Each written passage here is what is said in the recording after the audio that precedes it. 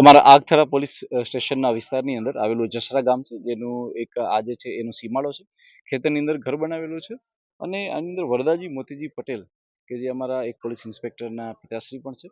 તેમના માતાનું અને તેમના પિતાનું આ બંનેનું જે છે એ મર્ડર થયેલું છે. મર્ડરની અંદર જે પ્રાથમિક દ્રષ્ટિએ લાગે છે એ પ્રમાણે પગના જે કડલા પણ કાપીને લઈ ગયા છે અને કાનની બુટીઓ અને સાથે સાથે ઘરની તિજોરી તોડેલી છે. હાલમાં પ્રાથમિક દ્રષ્ટિએ એ ચોક્કસપણે એવું માની શકાય એવું છે કે જે વ્યક્તિ આવેલા હશે તેણે ચોરી અને લૂંટના આશયથી આ ઘટના કરેલી છે, કારણ કે એમના ગળામાં પહેરવાના અને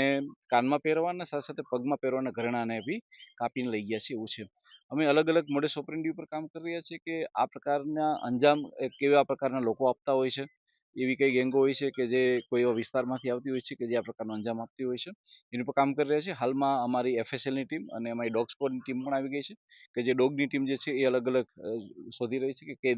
દિશામાંથી આવા જે છે એ લોકો આવ્યા હશે. અમે તમામ એંગલો ઉપર વર્ક રાખીને કામ કરી રહ્યા છીએ અને મને વિશ્વાસ છે કે અમારી એલસીબી એસઓજી અને અમારી સ્થાનિક ટીમ જો છે એ ટૂંક જ સમયમાં આ હત્યાના ભેદને ઉકેલી નાખશે.